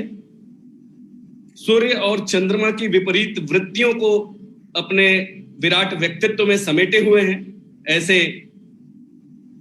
आदित्य के समान की ही आभा वाले परम पूज्य गोरक्ष पीठाधीश्वर योगी आदित्यनाथ जी महाराज, परमादरणीय मुख्य अतिथि संस्कृति एवं पर्यटन राज्य मंत्री आदरणीय प्रहलाद सिंह पटेल जी, मेरे बड़े भाई अग्रज अभिभावक संरक्षक महात्मा गांधी अंतर्राष्ट्रीय हिंदी विश्वविद्यालय वर्धा के कुलपिता, और मैं बार बार कहता हूं कि जिनके व्यक्तित्व के जितने आयाम, उसमें से कौन सा बेहतर है ये समझना कठिन होता है मेरे लिए कि वो बेहतर प्रशासक हैं, बेहतर व्यक्ति हैं, बेहतर एकेडमिशियन हैं। ये जानना, बेहतर वक्ता हैं, ये बताना बड़ा कठिन होता है। मेरे बड़े भाई आदरणीय प्रोफेसर रजनीश शुक्ल जी, आदरणीय भाई साहब डॉक्टर बालमुकुंद जी, अखिल भारतीय इतिहास संकलन योजना के राष्ट्रीय संगठन सचिव, जिनके नेतृत्व में, जिनके निर्देशन में, जिनकी ऊर्जा से हम सब लोग ऊर्जा प्राप्त करते हुए आगे बढ़ रहे हैं। परमादरणीय ताऊ जी, इस उम्मीद के साथ, इस आशा के साथ कि संभवतः मेरी आवाज उन तक भी पहुंच रही हो, उमेश सिंघानिया चाचा, बड़े भाई रसेंदु जी, और 5-6 वर्षों से जो स्थायी नौकरी मेरी थी, आज मैं वहां नहीं हूं भौतिक रूप से, तो उस नौकरी में जिनको अभी आपने प्रविष्ट किया है, आदरणीय प्रोफेसर विनीता जी, देवतुल्य श्रोतागण, सभी को नमन। और जो सूत्र बड़ा कठिन है, मतलब ठाकुर जी आज निश्चित रूप से परीक्षा ले रहे हैं, ऐसा मैं मानूंगा कि 3 इतने विराट व्यक्तित्वों और प्रखर वक्ताओं, और खासकर अपने अभिभावक संरक्षक प्रोफेसर रजनीश शुक्ल जी के बोलने के बाद ये कठिन परीक्षा से कम नहीं है जब कह दिया जाए कि अब आप बोलिए। लेकिन उन्हीं की बात से एक सूत्र पकड़ते हुए मैं अपनी बात शुरू करता हूं। 23-24-25 दिसंबर 1892, 3 दिन 3 रात्रि विवेकानंद कन्याकुमारी की विवेकानंद शिला पर ध्यानमग्न रहे। और जब ध्यान से उठे तो किसी ने उनसे पूछा कि इस ध्यान में आपने क्या देखा, क्या पाया? उन्होंने कहा कि मैंने देखा कि मां भारती और मां जगदम्बा में कोई अंतर नहीं है। मैंने पाया कि मां भारती की सेवा, भारत मां की सेवा और मां जगदम्बा की सेवा में कोई अंतर नहीं है। और मुझे लगता है कि उसके लगभग 3 माह पहले जन्मे पूज्य भाई जी शायद इन शब्दों को सुन रहे थे, इन शब्दों को आत्मसात कर रहे थे। उसी वर्ष 1892 में 17 सितंबर को अश्विन कृष्ण द्वादशी की तिथि को आपका जन्म हुआ था। और मैं यही मानता हूं कि स्वामी विवेकानंद के ये शब्द उन तक पहुंच रहे थे और वो उसको आत्मसात कर रहे थे। और इसीलिए पूज्य भाई जी ने जो अपने जीवन का लक्ष्य बनाया कि जीवे दया करे जय जन सेई जन सेविछे ईश्वर, वास्तव में जो जीवों पर दया करते हैं, जो प्राणी मात्र पर दया करते हैं, वही ईश्वर की सेवा करते हैं या वही ईश्वर की आराधना करते हैं। ईश्वर की आराधना का रूप वही है, जो ठीक वही बात जो विवेकानंद कह रहे थे कि मां भारती की सेवा ही मां जगदम्बा की सेवा है, दुखी दरिद्र वंचित की सेवा ही वास्तव में ईश्वर की सेवा है। ठीक वही बात। पूज्य भाई जी के अगर व्यक्तित्व के आयामों की चर्चा की जाए, मुझे लगता है कि 15 मिनट में शायद 1-2 पक्ष समेटना, यद्यपि लोभ संवरण करना भी कठिन होता है, कि एक ऐसे अनुपम रत्न की भांति, एक ऐसे अनुपम रत्न की भांति जिसके हर पहलू को तराश कर इस प्रकार बना दिया जाता है कि जिस एंगल से देखिए, जैसे जैसे आपके एंगल्स बदलते जाएं उसको देखने के, उसकी एक अलग आभा दिखाई देती है, उसकी एक अलग चमक दिखाई देती है। भाई जी का व्यक्तित्व भी इसी तरह उसी रत्न के, तरासे हुए रत्न के समान है, जिसके हर पहलू से अलग आभा फूटती है। भाई जी मां भारती को दासता की बेड़ियों से मुक्त कराने की छटपटाहट के साथ शुरू हुआ उनका क्रांतिकारी जीवन।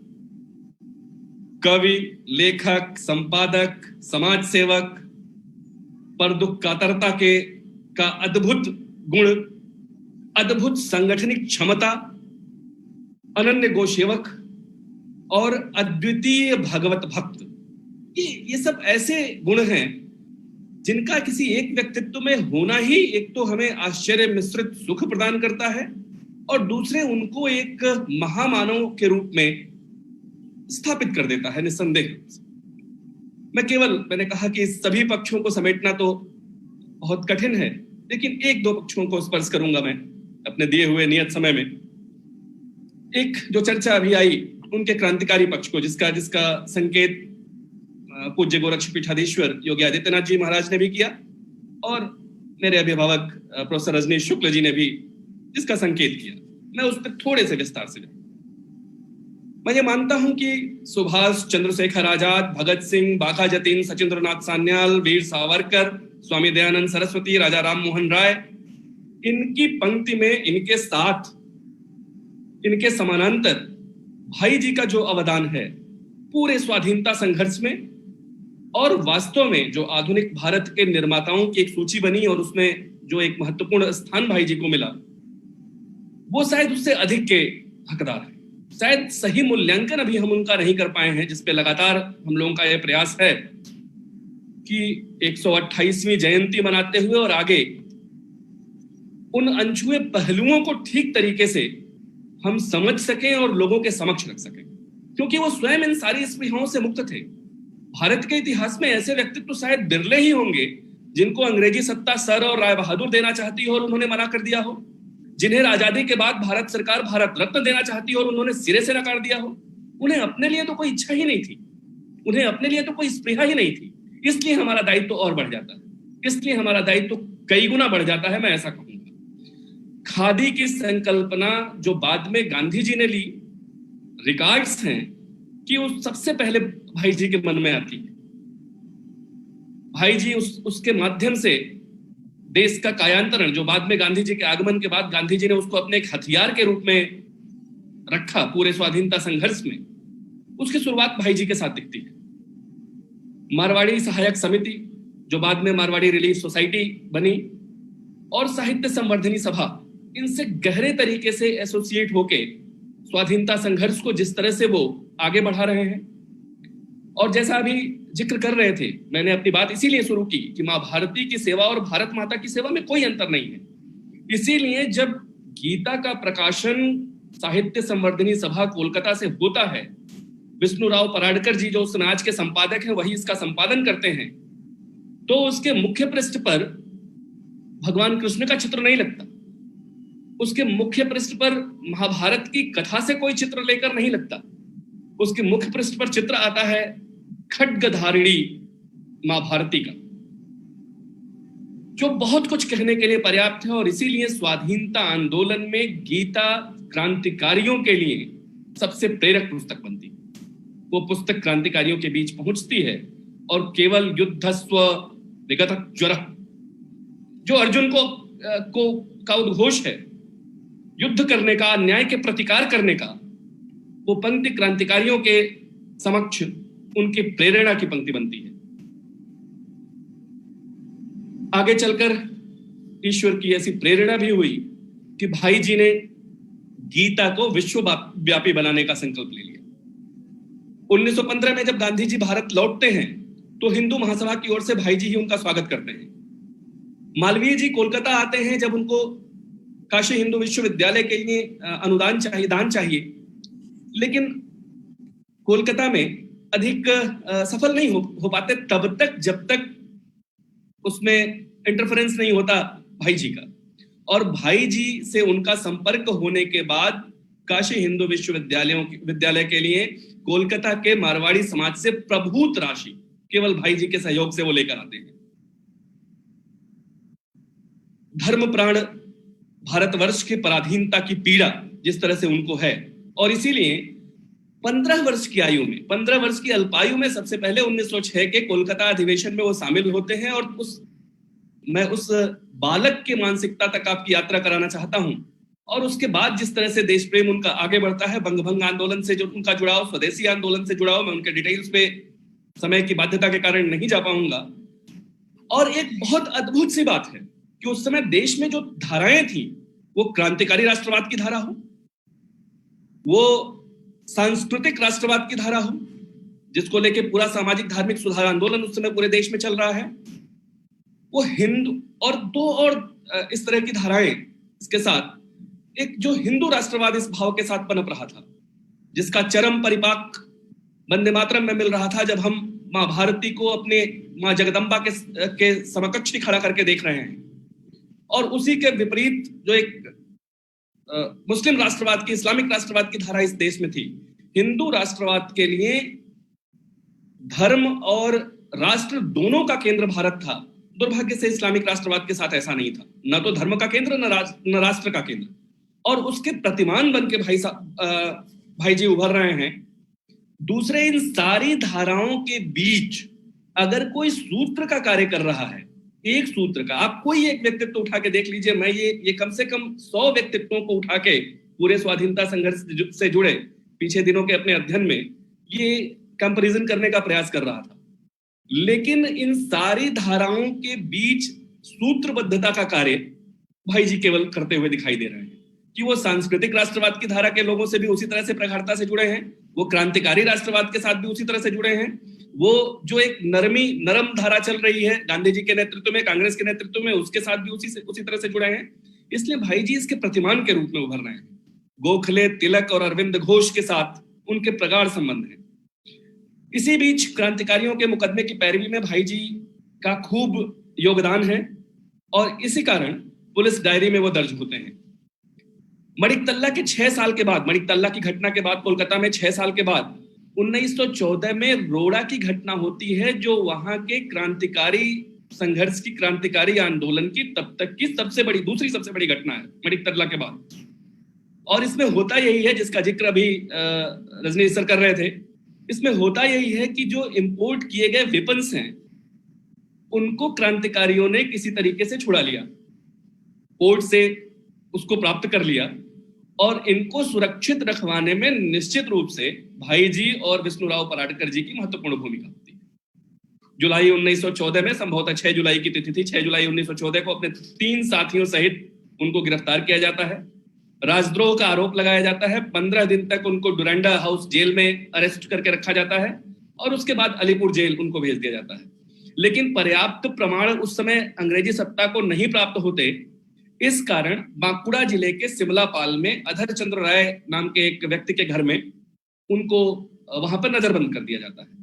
बाद में पूज्य माँ को भी उनके साथ रहने की अनुमति मिल जाती है और ये वो काल ऐसा है, सिमलापाल की नजरबंदी का जो काल है, जो भाई जी के साधनात्मक उत्कर्ष का काल है। जिस समय इस बंदी जीवन में, इस नजरबंदी के जीवन में उनके जीवन की वो दिशा तय होती है कि वास्तव में किस उद्देश्य से ईश्वर ने उनको यहाँ भेजा है। गांधी जी और तिलक के साथ उनका बहुत निकट का संपर्क है, यहाँ तक कि 1 अगस्त 1920 को जब तिलक जी का देहावसान होता है, उस समय भाई जी उनके पास ही हैं, उनके साथ ही हैं। आज हिंदी दिवस है, पूज्य भाई जी हिंदी के सच्चे सेवक हैं, इसलिए इस रूप में भी उनका स्मरण आवश्यक है। कल्याण के 3 प्रूफ होते थे। मैंने कुछ साहित्य पढ़ते हुए ये देखा और कई बार वो प्रेरणा का भी विषय बनता है कि इतने 3 प्रूफ के बाद, गैली प्रूफ, फर्मा प्रूफ, मशीन प्रूफ, जो दुल्लीतन जुदारी जी और जानकीनाथ शर्मा जी से होते हुए भाई जी तक पहुंचता था, इसके बाद भी अगर कोई त्रुटि उसमें रह जाती थी तो भाई जी रात को लेकर सारी प्रतियां कल्याण की बैठते थे और कलम से, पेन से उन सारी प्रतियों में वो गलती ठीक कर देते थे।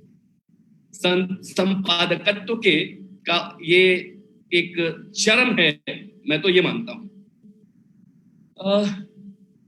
मालवीय जो विशेषांक निकले, कई सारे विशेषांक उसके, मालवीय अंक जब्त कर लिया गया, मालवीय अंक को जब्त कर लिया गया।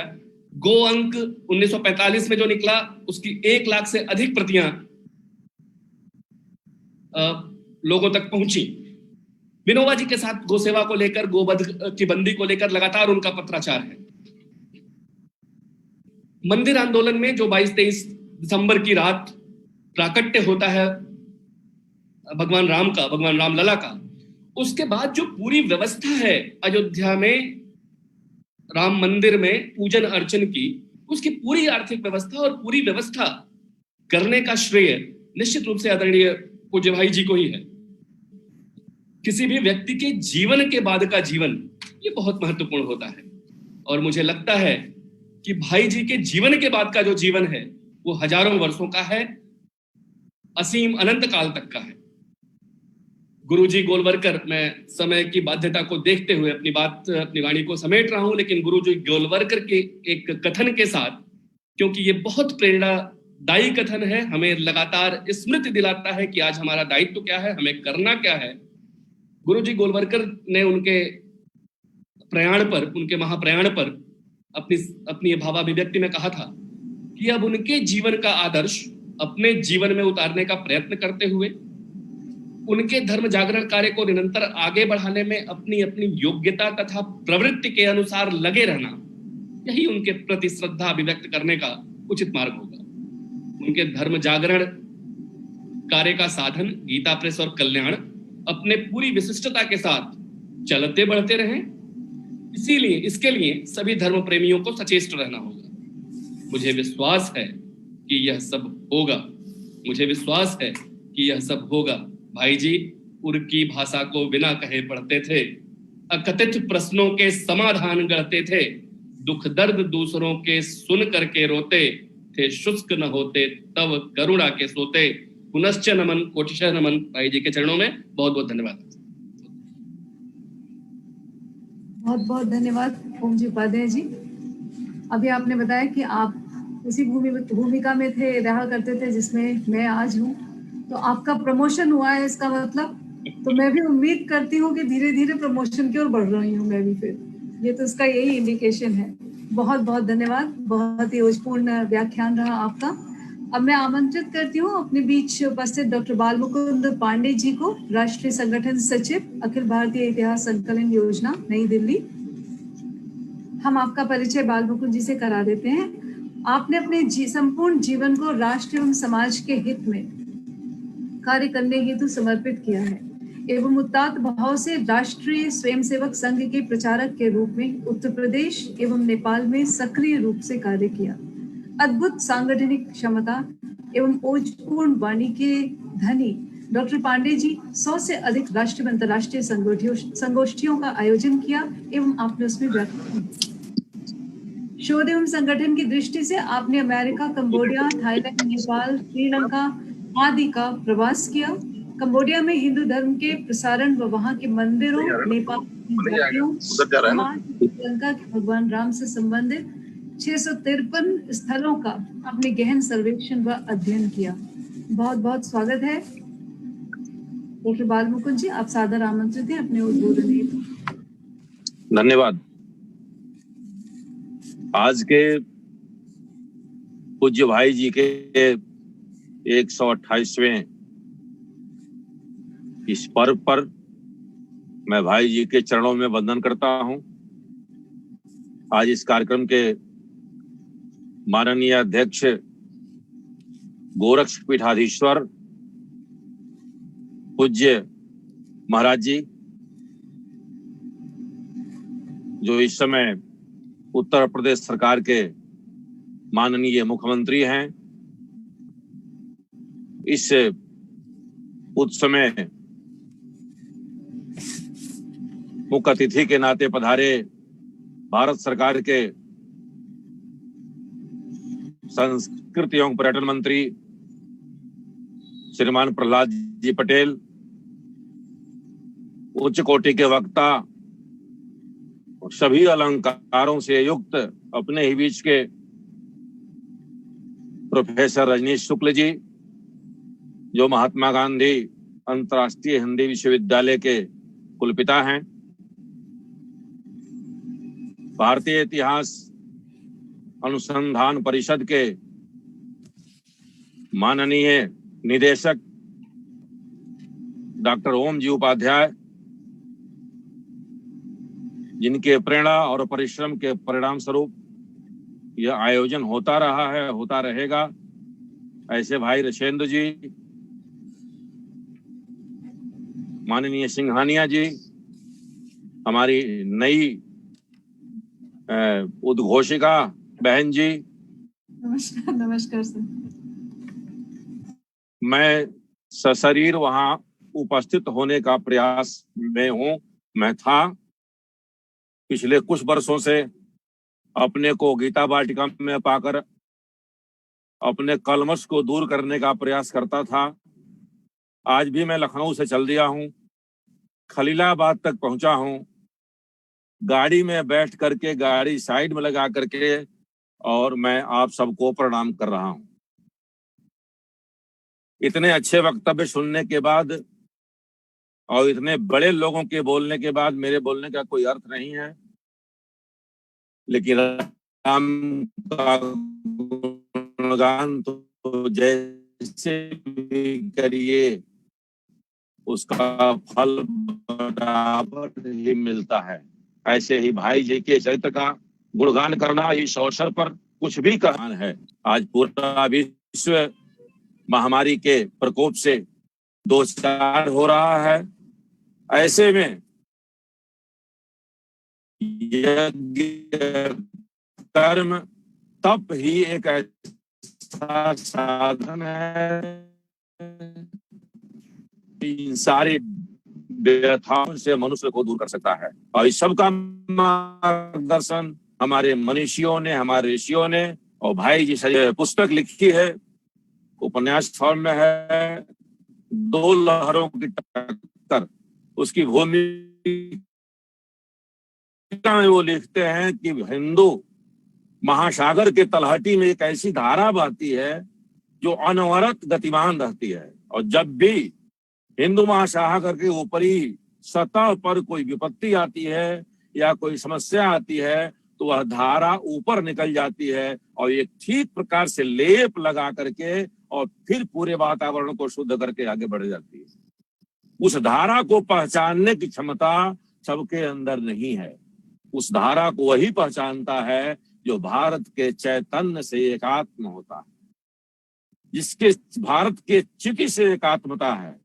जैसे माँ और बेटे के चिति से एकात्म होता है, पिता और पुत्र के चित्त से एकात्म होता है, भगवान और भक्त के चिति से एकात्म होता है, वैसे राष्ट्र और भारत माता के चिति से जिसकी एकात्मता होती है वही उस धारा को पहचानता है, और उसके माध्यम से ही यह युगों युगों से हमारी भारतीय संस्कृति और भारतीय संरचना अभी तक जीवित है। उस धारा को पहचानने के क्षमता वाले हमारे पूज्य भाई जी थे। सारी बातें आ गई है, हमारे रजनीश जी ने भी उस विषय को सामने लाया और ओम जी ने भी लाया, लेकिन मैं बहुत ताज्जुब की बात है कि जब 5000 की संख्या में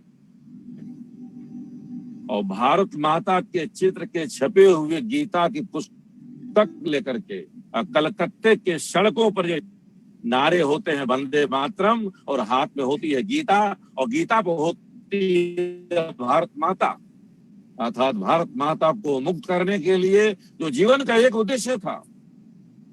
सबके अपने अपने तंत्र थे, किसी के राजनीतिक हथकंडे थे, किसी के साहित्यिक थे, किसी के सांस्कृतिक थे, किसी कोई गणेश पूजा के उद्देश्य के माध्यम से। लेकिन भाई जी को लगा कि घर घर में राम और भारत की आवश्यकता है। घर पा सकता है कि पराधीन सपनों सुख नहीं, घर घर में कृष्ण की सुसाफ वचन की आवश्यकता है। युवकों में उसकी आवश्यकता है कि पर स्वधर्मम धर्मम निधनम श्रेय पर धर्मम भयावह। और इसको उद्देश्य बना करके, जैसा ओम जी ने कहा, जैसा रजनीश जी ने भी कहा कि गोरखपुर को केंद्र बनाया। गोरखपुर की एक बहुत विशेष महत्ता है। सदा नीरा और सरजू के बीच की यह पावन भूमि तो पावन है ही है, लेकिन जब इसको हम पौराणिक वांग्मय में देखते हैं तो यह क्षीर सागर है जो हिमालय के उद्भव और विकास से उसके गाद से भरा हुआ है। यह गंडक डिप्रेशन है जो विंध्याचल से लेकर हिमालय के बीच में 460 किलोमीटर के बीच में यह क्षीर सागर है, जिसको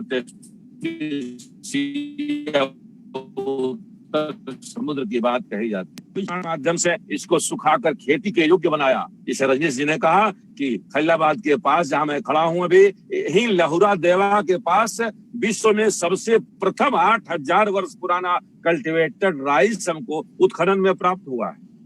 तो संस्कृति के पहले सोपान से जहां राम और कृष्ण के माध्यम से दुर्दांत और निरंकुश राजतंत्र को उखाड़ कर फेंकने का जो संकल्प भाई जी के खून में था, जीवन में था, उसको प्रकट करने के लिए उन्होंने गोरखपुर चुना। कल्याण गीता और रामायण के गुटका के माध्यम से पूरे भारतवर्ष ही नहीं तो विश्व को आच्छादित किया और इस बात को पुष्ट किया कि राम और कृष्ण से प्रेरणा लेकर के ही हम में भक्ति के माध्यम से शक्ति की उपासना कर हम भारत को परम वैभव पर ले जाने में सक्षम हो सकते हैं। और उसका जितने उपक्रम थे सब भाई जी ने अपने प्रेस के माध्यम से, अपने वक्तव्य के माध्यम से, अपने भक्ति के माध्यम से और अपने आध्यात्मिक शक्ति के माध्यम से किया। मैं प्रत्यक्ष आपके सामने होता, लेकिन दुर्भाग्य से ऐसा मुझे भाग्य इस वर्ष नहीं मिल पाया। लेकिन मेरे सिंधु जी को और विशेषकर ओम जी को, जिनके माध्यम से इस कार्यक्रम में जुटने की सूचनाएं हमको प्राप्त हुई, और विशेष रूप से आप सब लोगों को मैं पुनः मिल करके क्षमा याचना प्राप्त करने का प्रयास करूंगा। क्योंकि मैं अंधेरे में खड़ा हूं, और गाड़ी में बैठा हूँ, इसीलिए मैं और कुछ न कहते हुए पूज्य भाई जी के चरणों में बार बार वंदन करते हुए, राधा बाबा को बार बार वंदन करते हुए, मैं भगवान कृष्ण, राधा माँ राधा और भगवान चंद्र जी के उस प्रेरणा को धारण करते हुए हर को भाई जी ने बताया, भारतीय चैतन्य भौतिकता से सब प्रकार से मुक्त कराने का जो एक प्रयास रामचरितमानस और भगवत गीता में है, उसके आधार पर हम विश्व को मार्गदर्शन कर सकते हैं और किरंतो विश्व मार्गम के माध्यम से दुनिया को आर्य बनाने का जो हमारा एक संकल्प है, उसको हम सिद्ध कर सकते हैं। पुनः पुनः आप सबको बहुत बहुत बधाई और क्षमा याचना के साथ पूज्य भाई जी के चरणों में श्रद्धा सुमन अर्पित करते हुए मैं अपनी वाणी को विराम करता हूँ। धन्यवाद। बहुत बहुत धन्यवाद सर। ये गीता वाटिका भाव परिवार के प्रति आपका स्नेह है कि विपरीत परिस्थिति में भी आप हम लोगों से जुड़े और आपने अपना आशीर्वचन हम सभी को दिया। बहुत बहुत धन्यवाद सर। ओम जी कुछ कहना चाहते हैं? उस फ्लो में अपनी बात पूरी करते हुए एक बहुत महत्वपूर्ण बात जो लगातार पिछले वर्ष से मस्तिष्क में है, वो छूट गई थी। इसीलिए मैंने आदरणीय अग्रज अभिभावक, जिनको मैं चाहता था कि पिछले वर्ष वो उस भूमि पे पहुंचे और उस वहीं गीता वाटिका परिसर से हम लोगों की ये बातचीत हो, लेकिन दुर्भाग्य से पिछले वर्ष अस्वस्थ होने के कारण वो गोरखपुर और गीता वाटिका नहीं पहुंच सके थे। इसलिए अब इस अगले वर्ष तक के लिए इसको टालना कदापि उचित नहीं लग रहा है। आज हिंदी दिवस भी है। भाई जी सदृश कवि, लेखक, संपादक कम से कम शताब्दी में तो कोई नहीं। इसलिए और ये सौभाग्य मिला है हमें कि आप महात्मा गांधी अंतर्राष्ट्रीय हिंदी विश्वविद्यालय के कुलपिता हैं।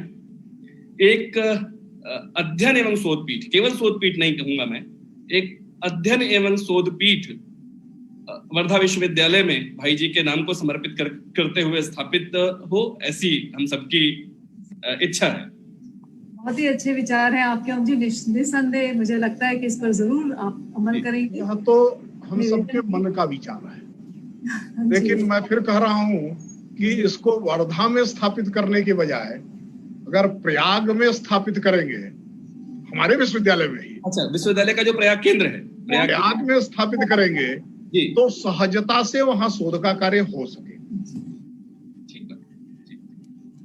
बहुत बहुत लेकिन माननीय मुख्यमंत्री जी ने उस केंद्र के विस्तार के लिए मुक्त हस्त सहयोग देने का हमको वायदा भी किया है, तो फिर उसमें भाई जी का नाम होगा तो और सहूलियत हो जाएगी। मुझे, मैं तो कहा भाई जी का तो कर्ज है, वो लेते रहना, पूरा होने वाला नहीं है।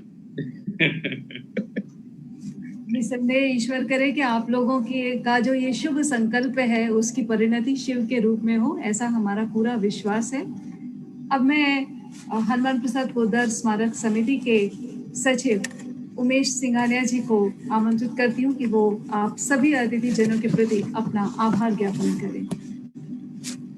यह हनुमान प्रसाद पोद्दार जी की समाधि है।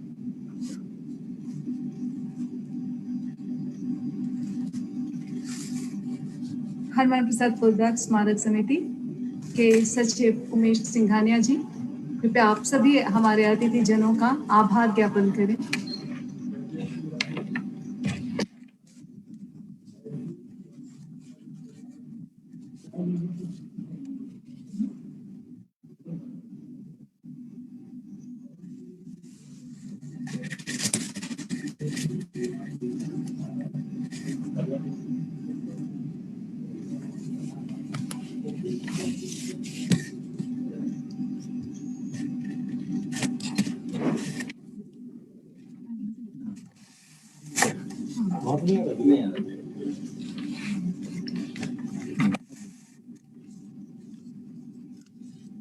राधे राधे। आज पूज्य श्री भाई जी श्री हनुमान प्रसाद जी पोद्दार के पावन जयंती समारोह के अवसर पर इस कार्यक्रम के अध्यक्ष परम पूज्य श्री गोरक्षपीठाधीश्वर योगी श्री आदित्यनाथ जी महाराज, मुख्यमंत्री उत्तर प्रदेश के, हम हृदय से अत्यंत आभारी हैं। कोविड-19 की विषम परिस्थिति में अपने शासकीय दायित्वों के निर्वहन के साथ ही आपने अपना बहुमूल्य समय इस कार्यक्रम को दिया है। विगत कई पीढ़ियों से, जैसा कि महाराज जी ने स्वयं भी कहा है, पहले कुछ अवैधनाथ जी महाराज आशीर्वाद दिया करते थे। अब गोरखपीठ द्वारा श्री गीता वाटिका भाव परिवार को आपका सदैव संबल और समर्थन प्राप्त होता रहा है और पूज्य महाराज जी सदैव संरक्षक की भूमिका में रहे हैं। इस कार्यक्रम में समय देने हेतु मैं आपको पुनः हृदय से अपनी कृतज्ञता ज्ञापित करते हुए आपका सादर चरण वंदन करता हूँ। मुझे याद है पिछले गत वर्ष में पूज्य महाराज जी इसी कार्यक्रम को आशीर्वाद देने के लिए, सिर्फ इसी कार्यक्रम में सम्मिलित होने के लिए यहाँ गोरखपुर आए थे और अपने उद्बोधन में उन्होंने कहा भी था कि परंपरा का निर्वहन होता रहे, इसलिए मैं लखनऊ से विशेष रूप से इसी कार्यक्रम के लिए चल के आया हूँ। अतः हम पुनः आपको सादर वंदन करते हैं। इसी क्रम में कार्यक्रम के मुख्य अतिथि माननीय श्री प्रहलाद सिंह जी पटेल, केंद्रीय संस्कृति एवं पर्यटन राज्य मंत्री, भारत सरकार का भी मैं हृदय से आभार प्रकट करता हूँ। आपने इस जयंती समारोह के लिए अपना बहुमूल्य समय दिया तथा श्री भाई जी के कई प्रसंगों के बारे में विस्तार से अपने विचार प्रस्तुत किए। आपका पावन जयंती के अवसर पर श्रद्धांजलि सभा में वक्तव्य के लिए बहुत बहुत धन्यवाद। काशी की विद्वत परंपरा के वाहक तो प्रोफेसर रजनीश कुमार वर्तमान में कुलपति महात्मा गांधी अंतर्राष्ट्रीय हिंदी विश्वविद्यालय महाराष्ट्र में पदस्थ हैं। आप भारतीय दर्शन और धर्म विषय के ज्ञाता हैं। आपने पूज्य श्री भाई जी के विषय में जो उद्गार व्यक्त किए हैं उसके लिए गीता वाटिका भाव परिवार आपका आभार प्रकट करता है और इस कार्यक्रम में समय देने के लिए आपकी अत्यंत आभारी है। इसी क्रम में मैं डॉक्टर बालमुकुंद पांडे जी, राष्ट्रीय संगठन सचिव, अखिल भारतीय इतिहास संकलन योजना नई दिल्ली का भी हृदय से आभार व्यक्त करता हूँ। आपने अपने व्यस्ततम समय से कुछ समय निकालकर इस आयोजन को दिया। आप तो इस गीता वाटिका भाव परिवार के सदस्य हैं और गोरखपुर की माटी में अपनी शिक्षा दीक्षा पूरी कर आप इस पद को विगत कई वर्षों से सुशोभित कर रहे हैं। आपको इस कार्यक्रम में महती भागीदारी के लिए पुनः हृदय से धन्यवाद, आपका आभार। अब मैं श्री ओम जी उपाध्याय, शोध एवं प्रशासन, भारतीय इतिहास अनुसंधान परिषद, शिक्षा मंत्रालय, भारत सरकार का भी आभारी हूँ। आप गीता वाटिका भाव परिवार के सक्रिय सदस्य हैं। आपका सानिध्य और सहयोग हमें हमेशा प्राप्त होता रहा है। गीता वाटिका का कोई भी विशेष कार्यक्रम हो, आपकी उपस्थिति व निकटता हमें सदैव प्राप्त होती रही है। आप अभी हैं तो वर्चुअल में, और लगता है जैसे सामने बैठे हों। इस कार्यक्रम में विशिष्ट अतिथि के रूप में आपकी उपस्थिति हमें अत्यंत गौरवान्वित करती है। कार्यक्रम के अंत में मैं प्रोफेसर विनीता पाठक जी, प्रोफेसर राजनीति शास्त्र विभाग, दीनदयाल उपाध्याय गोरखपुर विश्वविद्यालय, गोरखपुर को उत्कृष्ट मंच संचालन के लिए हृदय से आभार ज्ञापित करता हूँ। आप भी गीता वाटिका भाव परिवार से जुड़ी रही हैं। आपका यहाँ से गहरा जुड़ाव रहा है। अंत में मैं समिति के सभी अधिकारी कर्मचारी जिन्होंने भी इस कार्यक्रम में सहयोग किया है उनको हृदय से धन्यवाद देता हूँ और सभी को नमन करते हुए अपनी वाणी विराम करता हूँ। जय जय श्री राधे। एक बार पुनः आप सभी को हृदय से धन्यवाद। सभी श्रद्धालु जन से मेरा निवेदन है कि कृपया भाई जी श्री हनुमान प्रसाद पोद्दार जी की समाधि की तरफ प्रस्थान करें। वहां पर पूजन अर्चन का कार्यक्रम हो रहा है, कृपया वहां पर प्रस्थान करें। एक बार पुनः आप सभी का हृदय से धन्यवाद।